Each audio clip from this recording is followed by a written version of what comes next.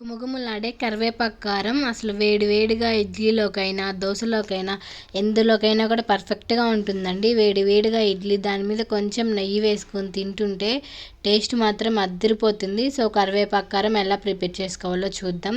కరివేపాకునైతే నీట్గా వాష్ చేసుకొని తడి లేకుండా ఫ్యాన్ కింద అయితే ఆరబెట్టుకోండి. కొంచెం తడి కూడా ఉండకూడదు.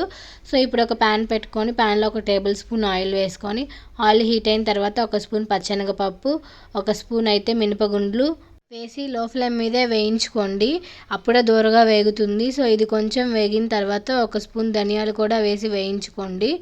ఇవన్నీ మనకి దూరగా వేగితే సరిపోతుంది. మరి ఎక్కువగా అయినా కూడా మాడిపోతుంది. సో లో ఫ్లేమ్లో పెట్టుకొని అన్నీ దూరగా వేయించుకోండి. ధనియాలు కూడా కొంచెం వేగిన తర్వాత ఒక హాఫ్ టేబుల్ స్పూన్ జీలకర్ర కూడా వేసి వేయించుకోండి.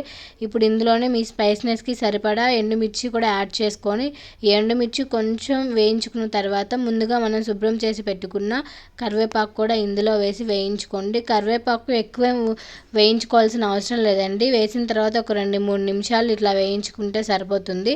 సో ఇలా వేగిన తర్వాత ఇదైతే పూర్తిగా చల్లారబెట్టేసుకోండి. చల్లారిపోయిన తర్వాత చూపిస్తాను చూడండి. మనకైతే ఇలా వచ్చేస్తుంది. ఇప్పుడు మనం దీనిని అయితే మిక్సీ పట్టుకుందాం. రోలు ఉన్న వాళ్ళు రోట్లోనే దంచుకోండి అండి. టేస్ట్ మాత్రం చాలా బాగుంటుంది. ఇంకా టౌన్స్లో రోల్ ఉండదు కాబట్టి ఇప్పుడైతే నేను మిక్సీ చేస్తున్నాను.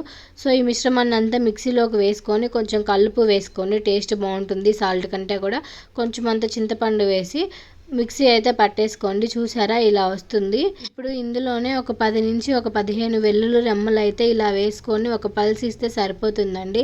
మనకైతే చాలా రుచిగా కరివేపాకు కారం అయితే రెడీ అయిపోతుందండి.